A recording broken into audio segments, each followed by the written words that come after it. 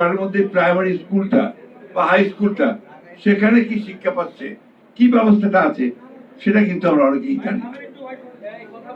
অসংখ্য স্কুল তৈরি হয়েছে আপনার বিভিন্ন এমপিও ভুক্তি করে, এবং কলেজ তৈরি হয়েছে উইথ অনার্স এন্ড মাস্টার্স, যেখানে আপনার কোন শিক্ষক নেই সেখানে আপনার অনার্স করে বসে আছে।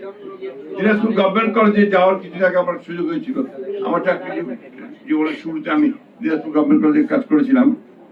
সেখানে একটা ডিপার্টমেন্ট আছে, অ্যাকাউন্টেন্সি ডিপার্টমেন্ট, যার মাত্র একজন শিক্ষক, অনার্স আছে, মাস্টার্স, অনলি ওয়ান টিচার। এখন আপনারা বলুন এই কলেজগুলোর কি প্রয়োজন আছে? সবাই আর্টস পড়ে, বিএ আর্টস বেশিরভাগ, এবং আপনার যে কমার্স খুব কম ছাত্র পড়ে আজকাল, সায়েন্স তো পড়েই না প্রায়। তাহলে এই যে শুধুমাত্র জেনারেল এডুকেশনে বিএ পাস করাচ্ছেন,